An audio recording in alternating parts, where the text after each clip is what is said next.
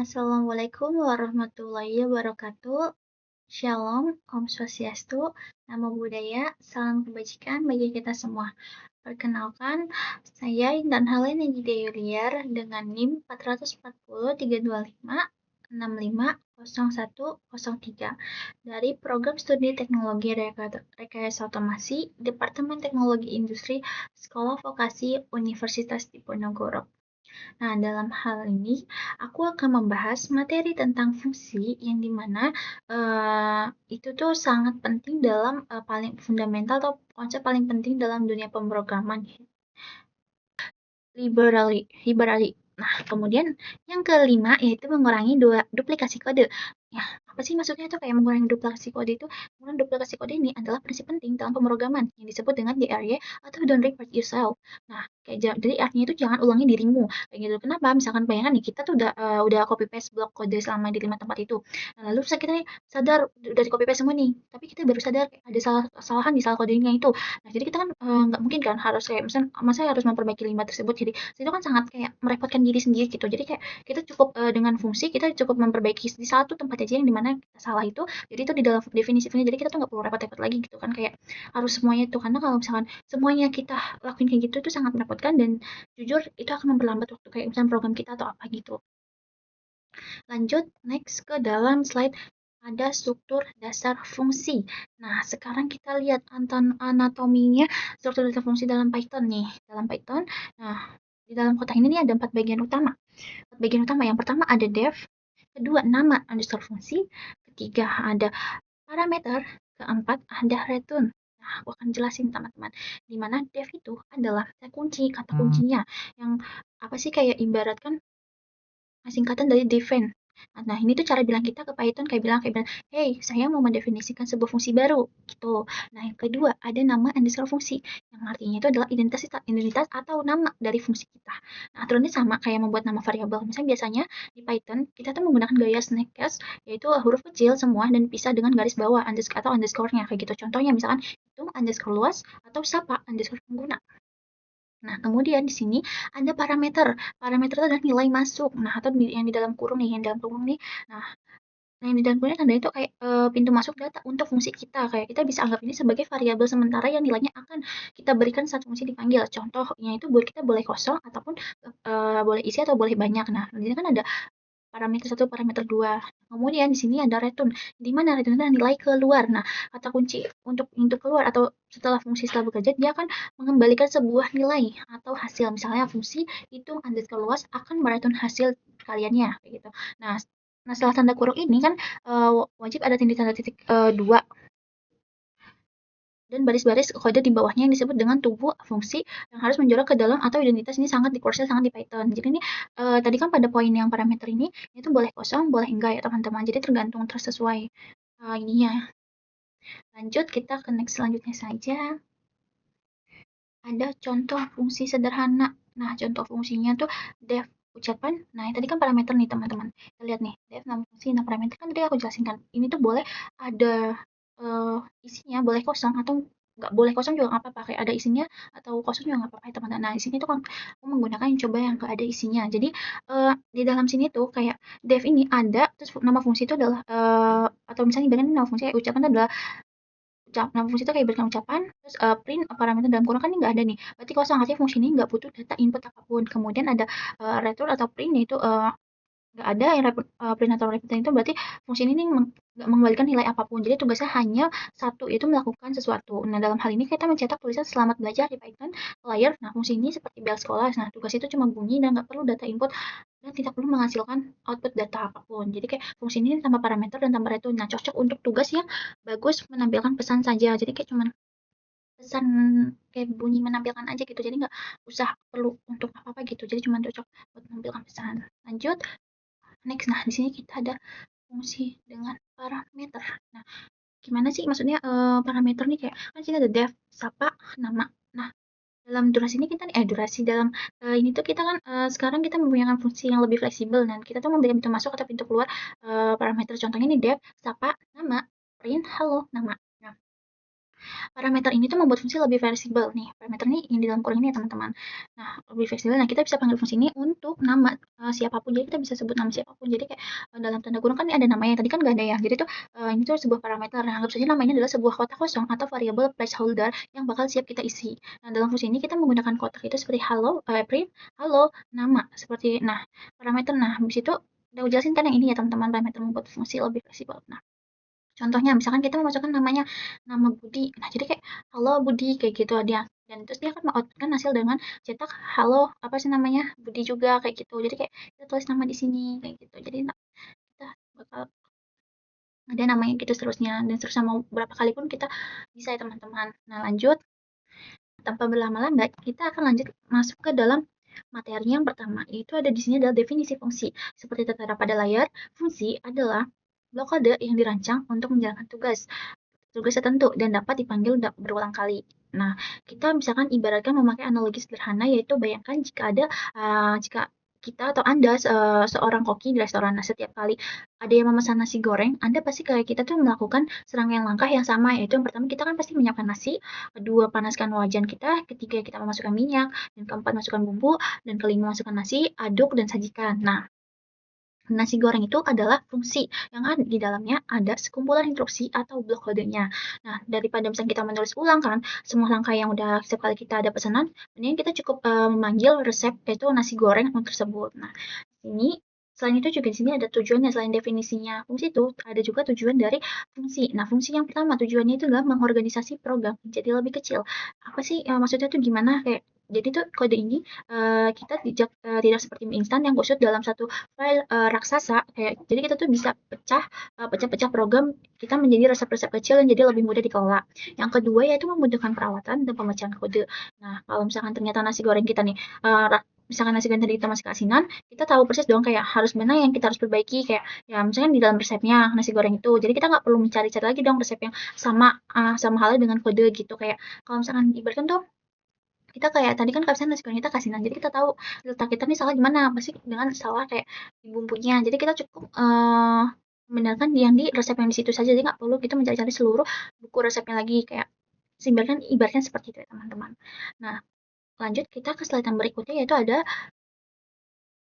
nah sini ada keuntungan menggunakan fungsi yang dimana itu lumayan banyak ya kita ada keuntungannya itu ada 5. Yang pertama kita akan jelaskan ya teman-teman keuntungannya itu apa aja. Yang pertama itu adalah kode lebih struktur dan rapi. Nah, maksudnya gimana sih? Kayak ya ini tuh mengelompokkan kode berdasarkan tugasnya. Misalkan ada fungsi untuk menghitung luas, ada fungsi untuk menampilkan menu, dan ada juga fungsi untuk validasi input pengguna dan seterusnya. Yang kedua adalah reusability atau bisa digunakan di banyak tempat. Nah, ini adalah kekuatan paling besarnya nih teman-teman. Kayak ibaratnya kayak kita tuh membuat fungsi hitung underscore luas underscore lingkaran ibaratnya gitu ya kayak kita cuma bisa pakai fungsi itu di 10, 20 atau 100 tempat berbeda di program kita kayak gitu. Nah, jadi cukup kita panggil namanya aja gitu kan. Nah, yang ketiga, keuntungan menggunakan fungsi itu ada mudah diuji dan debak itu. Jadi kayak kalau ada yang salah dengan perhitungan luas dan kita bisa menguji fungsi hitung underscore luas underscore lingkaran itu secara terpisah. Jadi itu tanpa harus menjalankan seluruh program. Jadi kalau misalkan kita salah perhitungan tuh cuma kita bisa salah satunya aja jadi nggak usah seluruhnya. Jadi tuh ini tuh sangat berguna gitu loh ibaratnya kayak sangat mempercepat lah proses kita pencarian bug atau kesalahan yang ada pada program kita ini. Yang keempat ada mempercepat pengembangan itu adalah ibaratnya kayak karena kita kan tadi bisa dipakai ulang atau reusability. Nah, bisa dipakai. Nah, kita nggak perlu lagi tuh mencari kembali roda atau reinventing the wheel. Yang misalnya kita bisa pakai aja fungsi yang udah ada kayak entah buatan sendiri atau buatan orang lain. Jadi kita bisa sebut ini sebagai pada slide selanjutnya kita ada apa ya teman?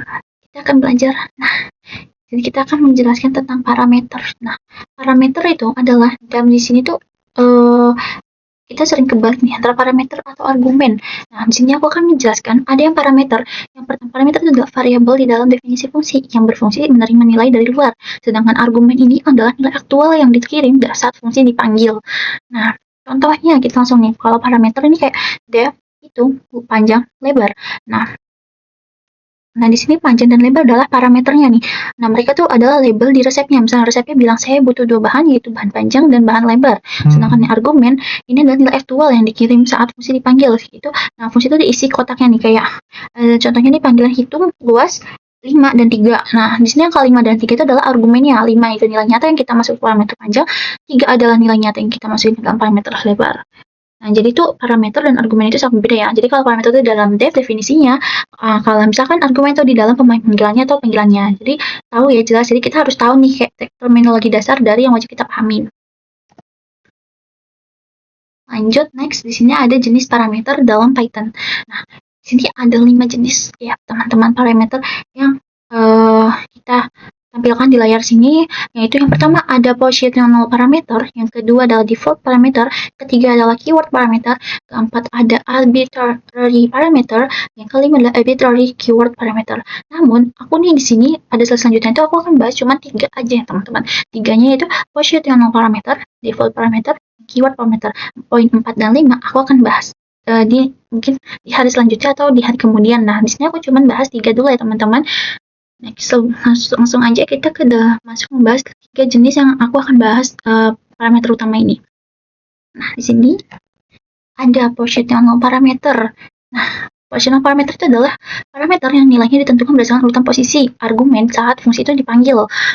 Jadi, paling utama jenis umumnya itu ini. Contohnya nih ada nih def, biodata, nama, umur. Nah, print itu dalam kurung nama, berumur, umur, tahun. Kemudian biodata akan misalnya intan 18. Jadi kayak ibaratnya gini. Print, misalkan def biodata nama umur print. Nah, di sini ada nama dan umur, nama itu di posisi pertama, umur itu di posisi kedua. Nah, saat kita panggil biodata, maka silakan intan sama dengan 18. Jadi argumen pertama itu adalah intan yang akan masuk ke parameter yang pertama, yaitu nama. Kemudian yang kedua, argumen kedua adalah 18 akan masuk ke dalam parameter kedua yaitu umur. Nah, jadi hasilnya benar intan berumur 18. Jadi sekarang kayak ibaratkan kayak Python tuh cuman kalau misalkan kita naruhnya kebalik gitu. Misalkan aku naruh umur yang di sini tuh di yang ini tuh aku taruh di sini dan ini ke sini. Nah, kita gimana sih kayak Python tuh gak bakal bisa teman-teman. Jadi nggak bakal tahu masuk kita. Jadi itu hanya tahu urutannya aja tuh Python. Jadi kayak dia akan pertama masukkan, tapi dia akan masukkan juga tapi dengan urutan yang kebalik. Kayak contohnya argumen pertama, kita aku masukin kebalik kan. Pertama 18 aku masukin.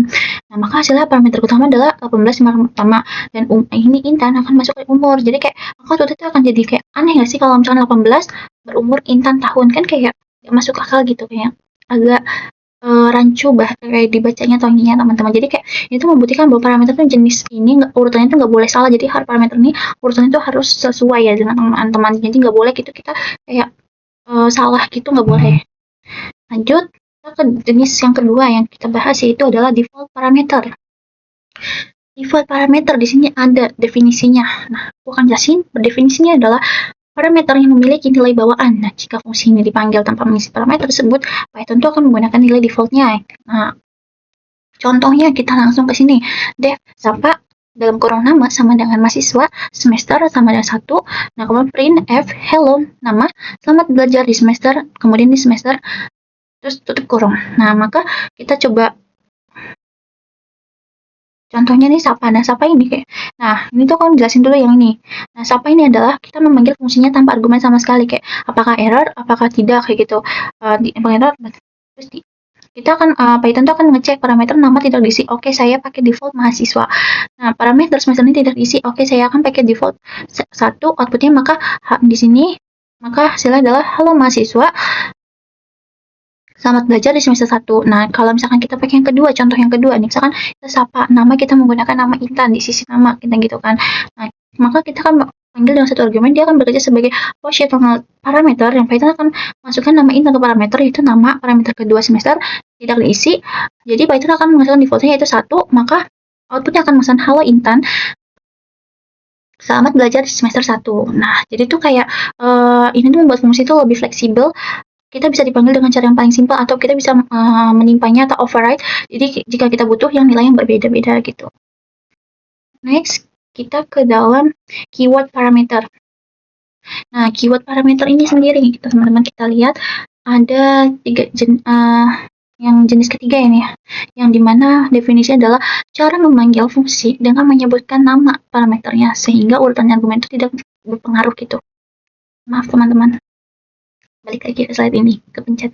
Nah, jadi sebenarnya kayak ini tuh bukan jenis parameter di definisinya, tapi lebih cara kita memanggil fungsinya, yaitu dengan menyebutkan nama parameter atau keyword secara eksplisit saat memanggil. Nah, keuntungan terbesarnya apa sih? Kayak urutan argumen itu tidak jadi berpengaruh. Jadi kita lihat nih fungsinya langsung. Def, profil, nama, umur jurusan. Nah, printf, nama, umur, jurusan, tahun, jurusan. Jadi itu kayak ini tuh positional biasa, tapi kita lebih bisa dipanggil dengan pakai keyword, misalnya profil, nama itu kita isi Intan, umur kita isi 18, jurusan kita isi teknologi reklamasi. Nah, ini jelas. Jadi, maka kalau kita juga dipanggil secara acak seperti ini, profil, jurusan, teknologi reklamasi, nama, Intan, umur 18, meskipun urutannya acak-acakan, maka outputnya Python tuh nggak akan bingung. Kenapa? Karena kita memberikan kata kunci. Jadi kayak udah ada gitu kata kunci kayak nama sama dengan siapa, umur apa, jurusan apa. Jadi kayak sesuai ini nih kata kuncinya di sebelah sini. Jadi kayak dia nggak bakal bingung gitu karena ada kata kuncinya gitu. Nah, Python tuh jadi tahu kayak oh ini nilai untuk jurusan, oh ini nilai untuk umur, oh ini nilai untuk nama. Jadi kayak outputnya tetap benar kayak misalnya nama aku Intan, umur 18, jurusan teknologi rekayasa otomasi gitu teman-teman. Jadi tuh ini tuh sangat berguna kalau sebuah fungsi punya banyak parameter. Jadi ini parameter tuh yang di dalam sini ya teman-teman. Ini dapat sini nih banyak parameter, jadi nggak perlu kayak pusing menghafal urutannya gitu loh. Jadi kayak kita juga cukup mencapai dengan default parameter. Jadi ingat fungsi nama mahasiswa semester 1 gitu. Jadi kayak udah gitu kita kalau misalnya kita pakai mahasiswa pakai default terus tapi di semester 3 nilai baru, maka bisa dipanggil dengan sapaan semester 3 kayak itu atau oh semester itu dinilai isi 3 kayak gitu. Jadi nama tidak diisi tapi berarti kita pakai default mahasiswa gitu. Lanjut kita ke slide yang berikutnya, ini adalah materi juga yang sangat penting kita akan bahas, yaitu adalah return value itu adalah nilai yang dikembalikan oleh fungsi kepada pemanggil setelah fungsi selesai dieksekusi. Maksudnya tuh kayak ibaratkan tuh kita fungsi itu sebuah mesin. Nah, return value adalah produk atau hasil akhir yang dikeluarkan oleh mesin tersebut. Nah, itu. Jadi itu ada 3 poin penting juga selain itu dalam yang kita ingat harus tentang return. Itu pertama yaitu menggunakan keyword return dalam fungsi, yaitu untuk mengembalikan nilai kita harus menggunakan kata kunci return dalam fungsi. Nah, tanpa kata kunci ini kita fungsi itu nggak dianggap nilai 0 atau kosong. Kedua, kita dapat disimpan atau digunakan untuk nilai yang dikembalikan tadi return ini tuh nggak hilang. Ini yang kedua, nilai dapat disimpan dalam variabel atau langsung digunakan dalam operasi lain. Nah, jadi tuh nilai itu dikembalikan atau di return ini tuh nggak hilang begitu aja, tapi kita bisa menyimpannya ke dalam variabel atau langsung menggunakannya dalam operasi matematika atau logika lain. Nah, kemudian yang ketiga adalah fungsi berhenti saat mencapai return, yaitu ini tuh sangat penting. Kayak gimana sih Python tuh menjalankan baris kode yang berisi return, eksekusi fungsi tersebut akan langsung dihentikan dan kode setelah return tidak akan pernah dijalankan. Jadi return tuh bukan hanya mengembalikan nilai, jadi juga berfungsi sebagai tombol keluar dari fungsi. Jadi intinya tuh kalau misalkan ingin fungsi menghasilkan yang lebih bisa diolah atau digunakan di bagian dalam program lain, nah kita harus menggunakan return value ini. Next, aku akan ngasih contoh sederhananya nih ya. Contohnya nih, kita lihat nih, def tambah, terus hasil dalam kurung A plus B hasilnya sama dengan A plus B. Nah, return hasil hashtag nilai dikembalikan. Nah, di sini tuh variabel hasil yang menyimpan A plus B bisa dikembalikan pemanggilan. Sekarang kita lihat nih gimana cara kita menggunakan fungsi ini. Dan misalkan contohnya, dalam ini kan total nih, tambah nih, kayak contohnya ini total nih, menyimpan hasil dalam variabel total sama dengan tambah 5,3 dan kurang. Nah, print akan menghasilkan penjumlahan. Penjumlahan adalah gitu total. Jadi itu kayak printnya itu akan ketika misalnya 5 ditambah 3 dieksekusi. Nah, maka ini programnya akan menghitung jadi 5 tambah 3 sama dengan 8.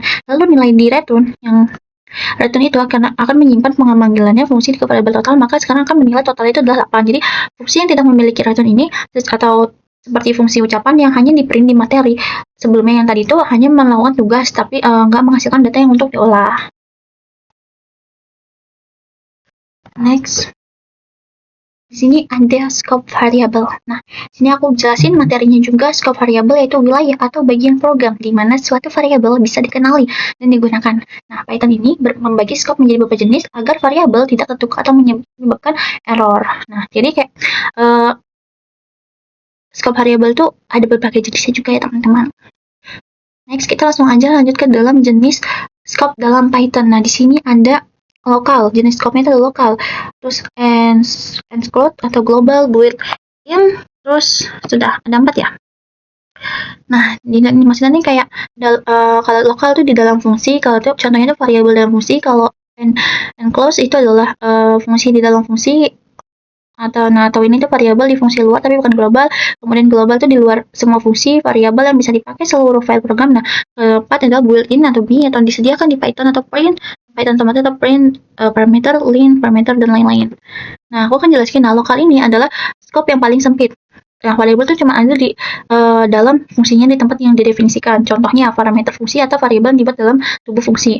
Kemudian enclosed yaitu scope ini ada pada fungsi yang berada di dalam fungsi lain kayak nested function. Itu variabelnya bisa diakses oleh fungsi yang ada di dalamnya tetapi nggak bisa diakses di luar fungsi induk ya. Jadi ini tuh lebih lanjut ke nanti kita bahas ya teman-teman. Kemudian yang global, yang ini adalah di luar semua fungsi. Yang tadi aku bilang, kayak ini variabel yang didefinisikan di luar semua fungsi. Variabel ini cuma bisa diakses di mana saja, bisa diakses di mana saja dalam file program kita. Jadi baik dalam fungsi maupun luar fungsi. Kemudian ada build yang ini yaitu ini variabel yang fungsinya disediakan dalam Python secara otomatis. Yang tadi aku bilangin, yang kita bisa memakainya di kapan saja dan tanpa harus mendefinisikannya. Jadi keempat ini tuh paling krusial dan dipahami adalah yang bakal kita pahami lebih dalam lagi yaitu adalah kita lanjut ini adalah lokal dan globalnya ya teman-teman. Lanjut, next.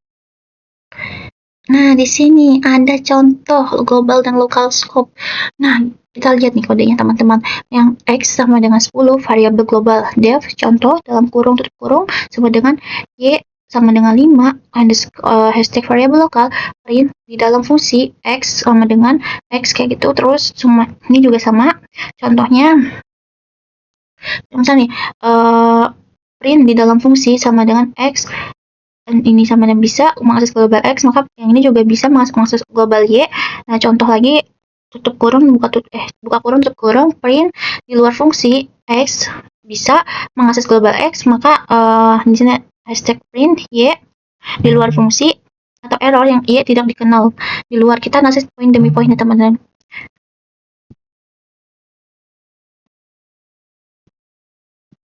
Nah,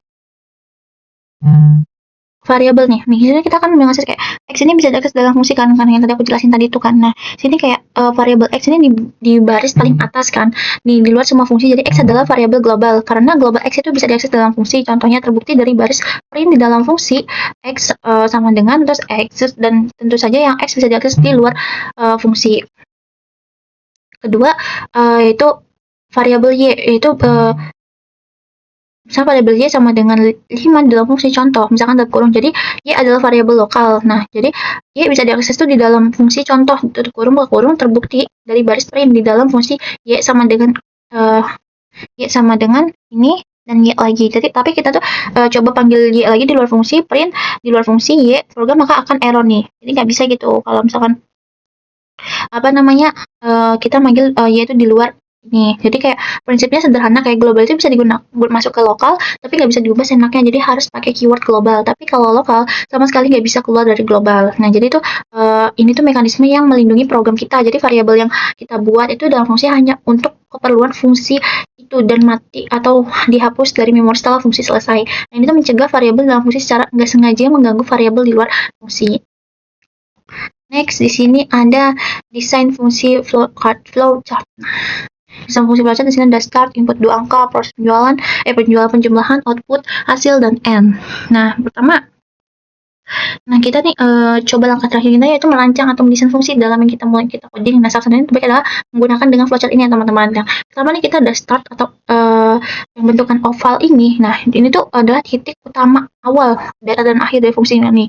Ini dan ini end yang bentuknya oval. Nah, ini tuh kedua di sini ada input 2 angka yaitu dijar genjang yang dimana bahan mentah fungsi kita atau argumen atau parameternya. Nah, dalam misalnya ini kita bisa input 2 angka A dan B. Nah, kemudian ada proses yang itu bentuk persegi panjang juga. Itu adalah blok kode dalam fungsi di mana perhitungan itu kan proses penjumlahan ya. Jadi itu di sini bisa proses penjumlahan, jadi kayak hasil A plus B atau hasil A kali B kayak gitu. Nah, kemudian di sini ada yang terakhir adalah output, itu hasil akhir dari fungsi atau return flow yang tadi kita iniin kan. Jadi di sini tuh output dan return hasil tuh bakal keluar gitu loh. Jadi kayak kenapa sih flowchart itu penting? Karena flowchart itu sebagai klarifikasi logika. Jadi kita bisa mendefinisikan apakah ada langkah yang terlewat atau logika yang belum sebelum kita mengkode. Kemudian juga sebagai komunikasi, yaitu memudahkan kita menjelaskan kayak alur fungsi dari kepada kayak rekan kita, kayak teman-teman kita gitu, atau teman-teman satu kuliah gitu ya teman-teman. Terus Juga bisa debugging awal, yaitu kalau misalnya ada masalah, kita bisa merujuk kembali ke flowchart yang untuk melihat mana sih alur yang harus kita berjalan gitu atau yang salah. Next, di sini ada kesimpulan teman-teman. Di sini ada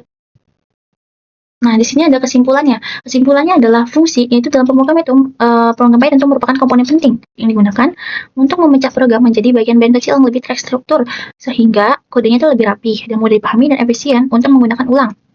Kemudian, dengan memahami definisi dan struktur dasar, parameter, height interval, scope variable, hingga fungsi yang lainnya, kita itu bisa merancang program yang lebih fleksibel dan profesional. Nah, kita menggunakan parameter seperti functional, default, keyword, dan yang lainnya, itu kita bisa mampu menangani berbagai jenis input. Sedangkan kalau penerapan return, fail, atau memastikan fungsi mampu mengirimkan hasil ke dalam program utama, Nah, flowchart dalam desain fungsi ini tuh sangat membantu ya teman-teman. Jadi kayak merancang alur logika sebelum ditulis ke dalam kode, sehingga kayak mengurangi kesalahan dan meningkatkan efektivitas. Nah, dengan pemahaman ini kita dan penyeluruh mengenai fungsi ini, programmer itu dapat menyusun program yang tidak hanya bekerja dengan baik, tetapi juga bisa dikembangkan untuk masa depan, teman-teman. Next. Nah, oke. Sekian penjelasan materi saya yang saya jelaskan ini. Kita akan melanjutkan ke dalam pemrograman Scratch-nya dan Python ya teman. Kita coba di project kita yang selanjutnya kita coba terapin ke dalam Scratch atau Python yang ini materi ini. Oke teman, di sini kita sudah masuk ke dalam aktivitas 7, yaitu kita mencoba dari teori tadi kita fungsi ke dalam Scratch, yaitu membuat kalkulator yang sederhana. Yang pertama ini di sini ada block define print instruction, yaitu ada di bagian untuk menambahkan blok-blok sini itu ada di sebelah sini ya teman-teman. Ini semuanya ini ada di sini di my block, dan ini bisa kita tambah-tambahin, kita buat blok sendiri, kita mau buat yang lagi juga bisa ya teman-teman. Jadi yang pertama ini ada print instruction, yang dimana itu fungsinya itu untuk menggunakan memberikan instruksi awal kepada pengguna. Nah, misalkan nih di sini kan di blok selanjutnya kan ada say, yaitu welcome to the calculator. Jadi kalau sebelum menjalankan yang mengucapkan say welcome to the calculator nih, kita ada dulu di sini di instruction, yaitu untuk memberikan perintah ya teman-teman. Jadi lanjut di sini ada waiting, yaitu 2 second, yaitu di sini fungsinya untuk memberi jeda atau saat program dijalankan nih, welcome to the calculator nih kan pasti munculnya supaya tidak terlalu cepat, atau kita memberi waktu dalam 2 detik ya teman-teman. Kemudian di sini ada kayak memberitahu kalau profit to number and then the operation type. Nah, di sini juga dikasih waktu 2 detik, yang itu memberitahu pengguna kalau kita perlu memasukkan 2 angka yang perlu kita inginkan atau gitu yang kita mau nanti. Nah, lanjut di sini kemudian ada block define at to number 1, number 2. Nah, di sini tuh number 1, number 2 tuh ini tuh disimpan dalam variabel atau di ini parameter ya teman-teman. Yang seperti ini bisa disebut juga parameter, dan di mana itu kita bisa masukkan 2 angka, yaitu bisa kita memilih angka 1, angka 2, terusnya sampai 10 kayak gitu ya teman-teman. Nah, di sini ada set result, itu adalah hasilnya. Nah, kita nih menggunakan untuk sini kan ada variabel, ada blok dari sini ya, operator, yang dimana kita menggunakan penjumlahan ya teman-teman. Nih di sini, nah ini yang operator, kita menggunakan penjumlahan untuk kalkulator yang ini. Nah, lanjut lagi di bagian hasil yang ini define subtract to number at number 1, number 2 ini juga sama, cuman dia itu menggunakan masukkan angka tapi menggunakan pengurangan ya teman-teman. Nah, di sini tuh karena kita menggunakan yang pengurangan sama dengan yang ini juga define multi to number, itu number 1, number 2, set ratio, yaitu kita di sini juga, tapi yang ini menggunakan perkalian. Kemudian yang ini juga sama, cuman menggunakan ke pembagian ya teman-teman. Lanjut. Lalu di sini aku akan menjelaskan yang bagian sini ya teman-teman.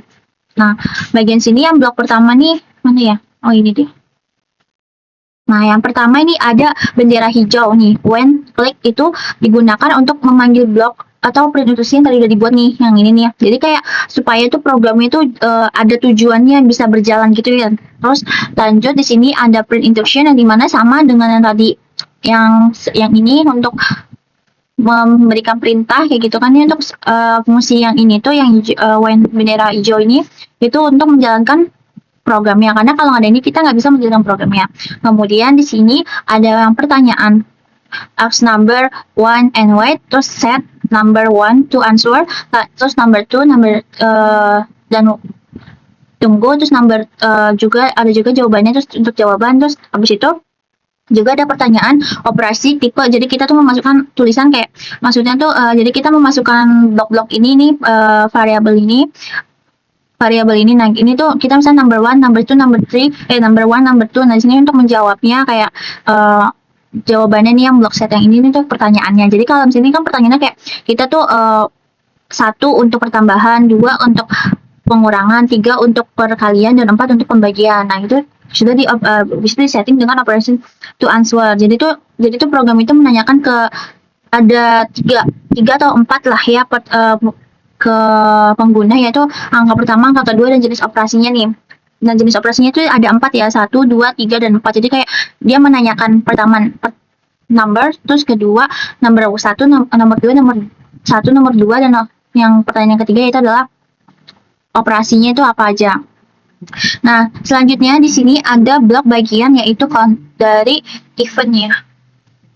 Dari control, maksudnya teman-teman, dari control ini if operation sama dengan 1. Nah, ini sama add to number 1, number 2, kemudian ada else, terus if operation to 10 subtract to number 1, number 2, else, terus seterusnya sehingga stop all. Ya, ini tuh di bagian ini tuh berfungsi untuk menggunakan struktur if else yang menentukan operasi mana yang bakal kita jalankan. Kalau misalkan pengguna memilih angka 1, maka program pengguna menggunakan angka 1 di sini, maka hasilnya tuh pertambahan. Nah, kemudian menjumlahkan 2 angka. Kalau misalkan 2, maka dikurangkan. Kemudian kalau ketiga, yaitu maka dikali, dan yang keempat ada itu dibagi. Tapi kalau misalkan pengguna memilih pembagian dan angka kedua adalah 0, program akan menampilkan pesan, yaitu di sini ada pesan division by 0 is not possible, yaitu program itu akan berhenti dan nggak terjadi error. Kalau misalnya pengguna mengetik angka 1, misalnya angka selain 1 atau sampai 4, program juga akan memilih menampung bahwa pesan ini pasti tidak benar. Jadi kayak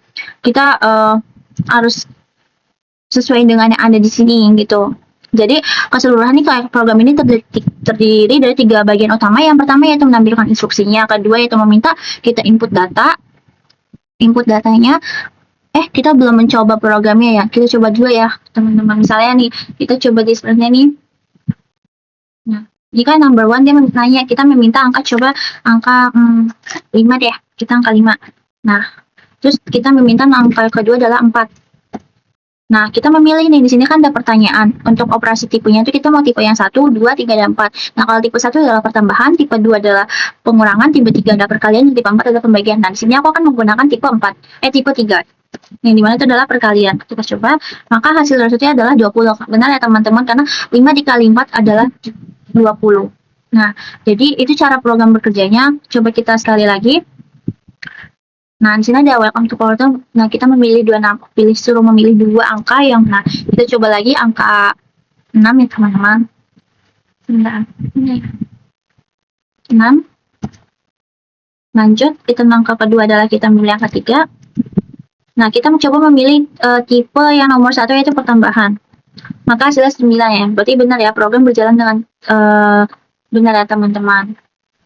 Kemudian di sini ada say join result. Nah, resultnya adalah hasil dari kalau misalkan kita memilih dari kayak inilah tipe-tipe yang kita ambil gitu. Jadi kayak operasi kayak ini adalah blok-blok yang ini adalah termasuk blok-blok yang digunakan untuk bukan digunakan ya, maksudnya tuh kita memilih operasi kayak kita supaya program ini jalan gitu loh. Jadi kayak misalkan kita kan tadi udah coba bikin yang kita mau masukin angka berapa, kayak nomor berapa. Nah, di sini kita juga memberikan perintah kalau untuk memberikan pertanyaan. Kalau misalkan angka 1 adalah pertambahan, kedua pengurangan, ketiga adalah perkalian, dan keempat adalah pembagian. Nah, di sini adalah operasinya. Nah, ini settingan untuk operasinya itu memilih kalau misalkan 1 itu berarti tambahan. Jadi kayak nomor 1, nomor 2 yang bila kita pilih angkanya tadi bakal ditambah, dan kemudian yang ketiga dan yang ketiga nih perkalian, keempat nih pembagian, yang kedua itu adalah pengurangan.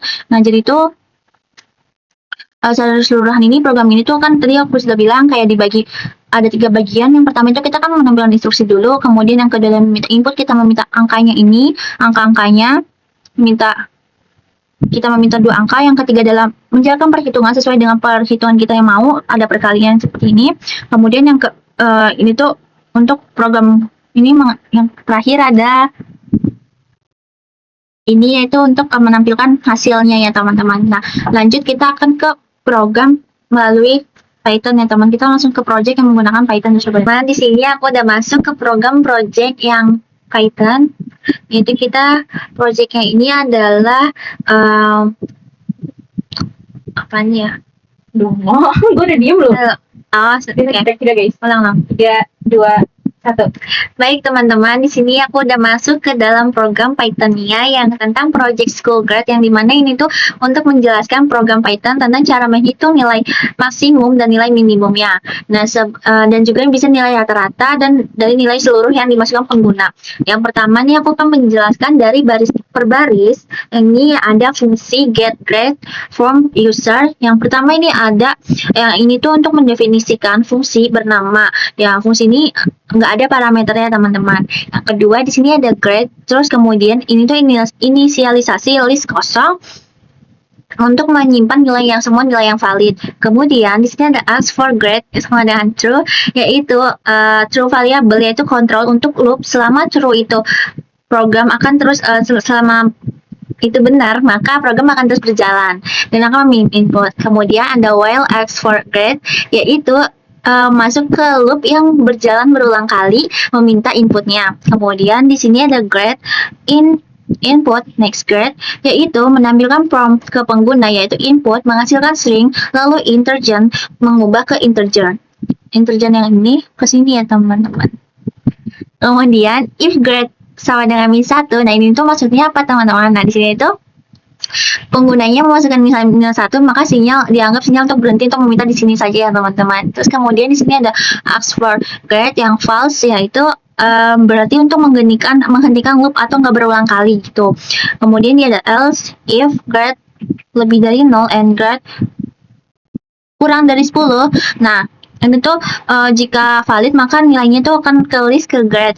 Kemudian jika nilai di dalam rentangan ini apa sih maksudnya tuh kayak, jadi tuh nilai yang kita masukin tuh harus dari 0 sampai 10. Nah, kalau misalkan di bawah 0, di lebih dari 10, maka itu nggak bisa berjalan. Jadi itu akan berhenti ya. Di sini kayak ini please provide grade between plus 0 and 10, yaitu min 1 tuh. Kalau misalkan kurang dari 0 berarti min 1, yaitu berarti stop. Kalau misalkan lebih dari 10 juga dia akan programnya akan berhenti.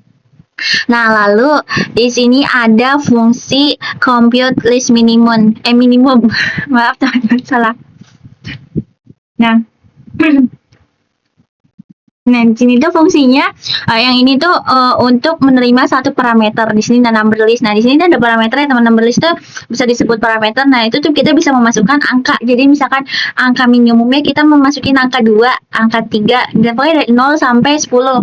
Nah, ini disebut parameter untuk menjalankan programnya. Nah, kemudian ada minimum number list 0. Nah, dianggap elemen pertama yaitu sebagai kandidat minimumnya. Kemudian for number in number list, yaitu literasi ke setiap elemen dalam list. Kemudian ada if number kurang dari atau minimum, yaitu bisa number kurang dari minimum, maka angka itu akan disimpan sebagai angka baru yang sebagai minimum. Kemudian di sini ada return minimum, yaitu setelah semua elemen yang diperiksa kembalikan nilai terkecil yang ditemukan. Misalkan contoh yang diinput adalah 8, 3, 10. Nah, mulai minimumnya itu berarti 8, cek tidak lebih dari kecil dari 3, tidak lebih kecil, cek angka 3 itu minimumnya. Berarti kan kayak 8, 3, 10. Berarti minimumnya itu yang paling kecil adalah 3 ya teman-teman. Jadi returnnya adalah 3. Nah, lalu di sini ada div compute atau misalkan fungsi compute list maximum, yaitu yang pertama ini juga sama set awal numbernya itu ya, elemen pertama. Kemudian loop akan sama seperti yang tadi, loop setiap number di list. Nah, kalau misalkan numbernya kurang lebih dari maksimum, maka setelah loop return akan maksimum. Lanjut lagi, terus ada fungsi compute list average, yaitu untuk menghitung rata-rata ya teman-teman. Nah, di sini inisialisasi rata-ratanya nih. nilai rata-rata, yang ini sum sama dengan 0, yaitu inisialisasi penambung jumlah total. Kemudian for number in number list, yaitu maksudnya itu jumlah elemen yang ditambah setiap elemen. Kemudian ada sum plus sama dengan number, yaitu akumulasinya. Terus average sama dengan sum. Terus per number list, return average. Terus ini tuh bagi total dengan jumlah elemennya gitu ya teman-teman. Terus kemudian ada program utamanya, yaitu pemanggilan dan output. Yang pertama di sini ada grades, get grades from user. Nah, itu tuh dipanggil fungsinya itu memanggil panggilan fungsi input, kayak misalnya disimpan di list atau dikembalikan. Dan dikembalikan kemudian if len grades, yaitu dicek lagi apakah pengguna bisa tidak memasukkan nilai yang sama sekali. Kemudian yang ketiga adalah print you have not given any grade, yaitu berarti itu memberitahu atau dan menghentikan program. Jadi kayak kita bisa minta input ulang atau keluar lagi lebih rapi. Kemudian ada exit. Nah, ini exit untuk keluaran tadi. Nah, bisa ada print grades juga sama, yaitu menampilkan daftar nilai untuk diverifikasi. Kemudian ada print your give plus string atau len grade plus grade. Nah, itu tuh menampilkan jumlah nilai yang dimasukkan. Kemudian ada minimum, yaitu compute list minimum grades, yaitu yang ini tuh menghitung minimumnya, kalau ini untuk menghitung maksimum, dan ini adalah menghitung rata-rata. Jadi terus yang ke-9 ke-45 ini atau urutan ini adalah print min. Nah, ini tuh mengecek ulang ringkas ininya min, max, min, minimum, maksimal, atau rata-ratanya. Jadi itu kayak kita coba langsung ya teman, kita coba start di sini kan udah di start programnya, kita coba masukin. Nah, kita coba berapa angka ya, kita misalkan mencoba 7 angka deh, kalau nggak 4 angka dulu aja. Misalkan angkanya kita mulai dari 8, nggak bisa ya, sebentar. Nah, 8, enter, 7, nah 5, terus lagi 9. Ini berapa? 1, 2, 3, 4, 5, 1. Nah, kita coba lagi, kita stop dulu. Nah, jadi ini nilai minimumnya itu adalah 1, dan nilai maksimumnya adalah 9, dan rata-ratanya itu adalah, dan nilai ini adalah 6,6 ya teman-teman. Kalau dijumlahin terus dibagi, maka hasilnya adalah 6. Seperti itu ya teman-teman, dari bagaimana cara menghitung project kayak menggunakan kalkulator. Untuk di dalam Python ini, dalam programan ini ada pertambahan yang tadi yang tersinggung, tapi untuk project ini kita membuat bagaimana cara nilai minimum, maksimum, dan rata-rata ya teman-teman. Jadi kita bisa coba lagi di sini. Misalkan kita memilih angka 10, ntar terus 8, terus 2, terus 5, terus kita pencet 0. Nah, terus kita pilih min 1 lagi untuk menyambung.